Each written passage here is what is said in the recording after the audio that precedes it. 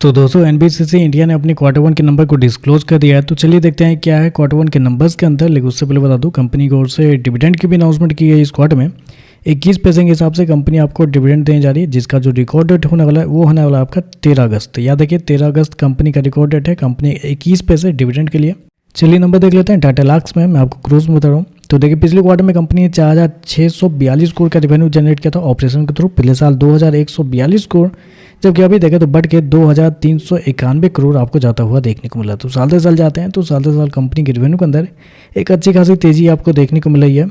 लगभग बोल सकते हैं 12% के आसपास का जंप है कंपनी के रेवेन्यू के अंदर। जबकि क्वार्टरली बेस पे जाते हैं तो गिरावट आपको देखने को मिले। लेकिन याद रखिएगा इनके जो बिजनेस हैं वो साइक्लिक होते हैं। तो ऐसे में आपको प्रोजेक्ट वाली कंपनी है, तो ऐसे में आपको साल से साल चेक करना चाहिए। साल से साल देखें तो कंपनी के रेवेन्यू आपको बढ़ते हुए देखने को मिल रहा है। कंपनी शो किया है 2,391 करोड़ का रेवेन्यू इस क्वार्टर में, जबकि मार्केट का अनुमान था लगभग 2,450 करोड़ के आसपास। तो आप कह सकते हैं जितना मार्केट का अनुमान था उसके आसपास ही आपको देखने को मिल रहा है।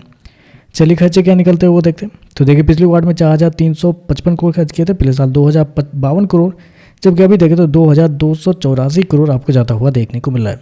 तो खर्चे भी देखें तो खर्चे भी आपको ठीक है कंट्रोल में आपको देखने को मिल रहा है। चलिए कंपनी का प्रॉफिट क्या है वो देखते हैं।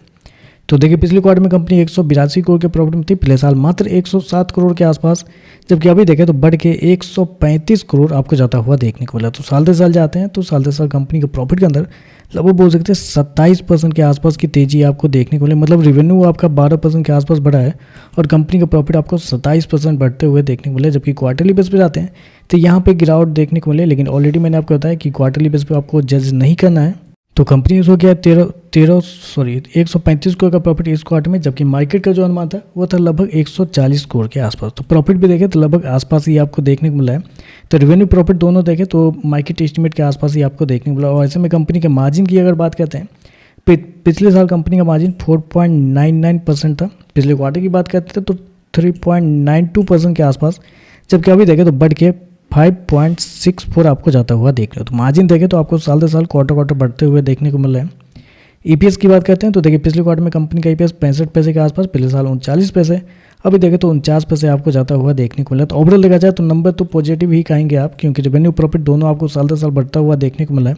और जितना मार्केट का अनुमान था उसके आसपास ही आपको देख लो, और मार्जिन के अंदर भी तेजी आपको देख लो। तो ओवरऑल देखें तो नंबर पॉजिटिव है।